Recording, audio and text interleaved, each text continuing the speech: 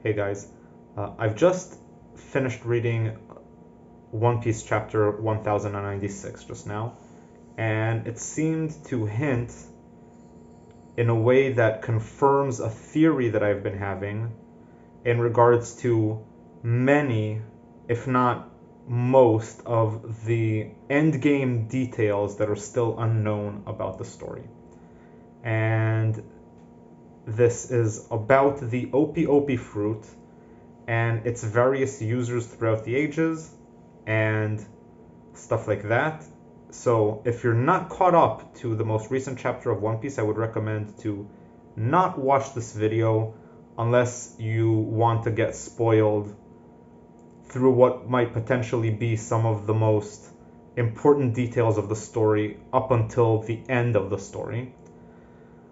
So be warned, get out of this video now. This is your last chance because this video is going to be entirely spoilers. That being said, my theory, it ties to who Imu is, who Zunisha is, and how Blackbeard could have two devil fruits. So that is just to give you a small taste about how elaborate this theory actually is. Now, I think Oda was really smart about how he did this. I'll start off by saying, in my opinion, the Opie fruit and its fabled immortality surgery works in the following way. It requires the user to sacrifice his body or to die, and that allows another person or being to be immortal. And certain characters say that Imu must have been a person who went through that surgery. Now, it could be true that Imu went through that surgery, but that is not really what my theory is about. Let's start from the beginning. We've already seen a part of, or a small taste of the Opie immortality surgery mechanics when we've seen how it was used to swap people's consciousness between bodies. For example, when Smoker and Tashigi were swapped so that Tashigi was in Smoker's body and vice versa. And in a way, it works just like how warging works in A Song of Ice and Fire or A Game of Thrones, where you project your consciousness and send your soul, for lack of a better term, into another body, and you inhabit that body so that even if your own body dies, you stay alive because now you've essentially taken over somebody else's body. So I think that is what the immortality surgery does. So basically the user, rather than swapping the place of two souls between each other, it allows another soul to inhabit its body. Their own soul dies essentially, and then the person who now inhabits the body either lives forever or they need to keep hopping bodies with this ability in order to keep living forever. That I'm not really sure, but let's assume that it makes them actually immortal. Now, another thing we know is that, about Imu at least, is that it seems that the Gorosei have some sort of mythical Zoan abilities. Not necessarily devil fruits, but that they turn into mythical Zoan creatures. Now, we know that devil fruits also have something to do with souls inhabiting your body, and that's why you can't have two of them. We'll get to Blackbeard in a bit. This is going towards what is Zunisha? Well, Imu has talked about the traitor Nefertari Queen from the Void Century who has betrayed them. And I believe that what happened is Imu intended Queen Nefertari, who was an Opie user, to use the ability to make her immortal. But Queen Nefertari didn't make her immortal, and yes, I believe Imu is a her, And I believe there's also a possibility that, in case I'm wrong about some parts of this theory, that Imu is inhabiting Queen Nefertari's body right now. But if that is not the case, then I believe that Zunisha, the elephant whose back on whose back Zo is Queen Nefertari, because we know that Zunisha has been cursed to have this very powerful Zoan shape, because as a punishment for some kind of betrayal. So it fits the theme of Queen Nefertari being a traitor and Zunisha being a traitor. If they're the same person, it could very well be that Imu has the power to give people a certain Zoan shape, and that it cursed Zunisha to have this elephant shape, along with probably other features of the curse, but that's basically where I believe Zunisha fits into this. And Zunisha probably did the Opie ability onto somebody else. Right? So just to backtrack a little bit, Oda was smart enough to show us way ahead in advance how your consciousness could be put into another body. And this is what I believe is a main core feature of how the OP immortality surgery works. Now let's get into Blackbeard, because this is where things become pretty interesting. Blackbeard has 2 devil fruits, and all the way back in Gaia, or Jaya, before the Skypiea arc, Luffy called him they. Now, friends of mine who I've discussed this theory with said that they could just refer to the Blackbeard pirate crew, but when Blackbeard was walking away, Luffy referred to him as they. Now it could be his crew, but it could also be kind of a hint that Luffy picked up that there might be more than one entity that exists inside of Blackbeard's body. Additionally, other characters commented that something is strange with Blackbeard's body.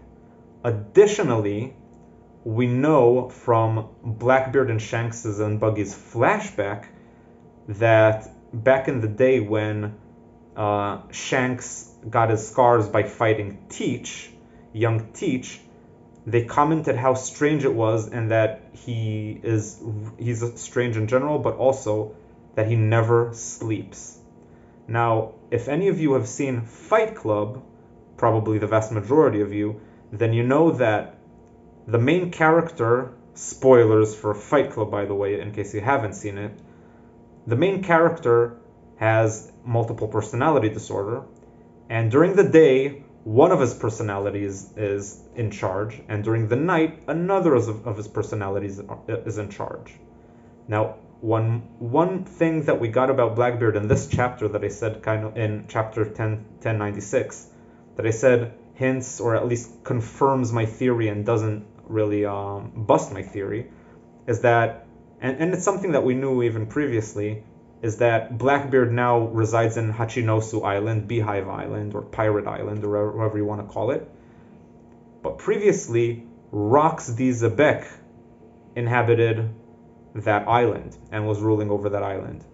Additionally, we know that Blackbeard named his ship after Zebek. Additionally, we know that Blackbeard's age pretty much matches exactly the God Valley incident that we've just gotten in this chapter and we've just started touching upon in this chapter. Now, we still have no idea what happened in the God Valley incident, except Shanks was found in a crate.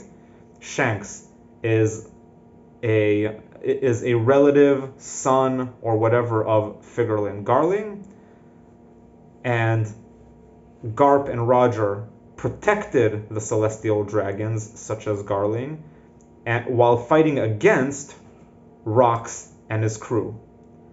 Now, it clicked to me, and the reason why I'm making this video, because a friend of mine theorizes that we've been told in this chapter that the Marines have managed to poke the bear, so to speak, in Beehive Island, and he theorizes is that the government managed to steal the Opi Opi no Mi from Beehive Island when Rox was intending to use it to gain immortality himself, and the government, trying to prevent it, have stolen the Opi Opi no Mi from Beehive Island. Now, that would directly lead to the Rox's crew's motivation on attacking this current island to try to get the Opi no Mi back so Rox can use his immortality surgery.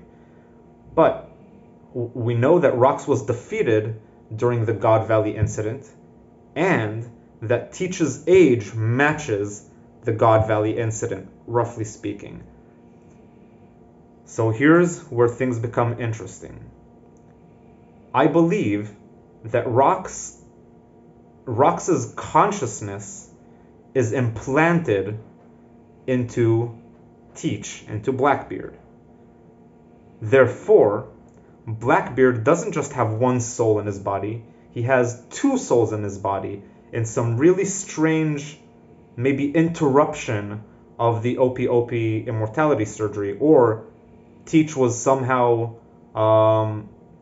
born in such a way that he was born with Rox already inside of him, so the immortality surgery didn't really work the way it should. Or alternatively, Teach's mom was supposed to be the sacrifice for the immortality surgery, so that Rox would inhabit her body. Instead, because she might have been pregnant with Teach, he got implanted into baby Teach instead. That messed up the immortality surgery's intended end result of him inhabiting a new body, and now he ended up sharing the body with Teach. That is what I mean by how it relates to the Fight Club system, where you have two people residing inside the same body and having severe insomnia to the point where each personality dominates, one throughout the day, one throughout the night. And that's why he can have two devil fruit powers, because one of them is Teach's devil fruit power, and the other one is Rox's current devil fruit power. If he has two souls by a freak accident, then that is the only exception to the one devil fruit rule. Basically, it's one devil fruit per soul, if that is true. All of these things really click into place if you consider that the immortality surgery is, as was hinted previously about the Opi Opi no Mi, swapping consciousnesses between bodies as either a condition or as the immortality surgery itself, that's what it does. It basically implants your soul into a new body, and now, just like Orochimaru, you could keep Orochimaru from Naruto, as long as you keep replacing your body, you can keep your soul keeps living forever. Now, let me know what you think, guys. There's a lot more stuff that I didn't even really get into. I don't want to make this video too long because there's too many details already about this. But like I said, I believe that Teach has Zebek's soul inside of him, and it also seems as if he has two different behavior patterns. He has one serious, badass, mean personality, and one goofy, cowardly personality. So in one way, every time we see Blackbeard being cruel, that could be Rox. And every time we see Blackbeard clowning around, like during the famous pie panel where Luffy and Blackbeard eat pie and each have a separate completely opposing opinion about it, and then that's what starts their fight. Again, going back to Jaya, and where Blackbeard ended up telling Luffy that the One Piece probably does exist, and that dreams and that pirates should not give up on their dreams. And basically, Blackbeard is Luffy's evil counterpart to the series. That's pretty clear at this point. So, yeah, I think that Blackbeard legitimately has two personalities, and one of them is Zebek. That's why he named his ship after Zebek. That's how he seems to know so much.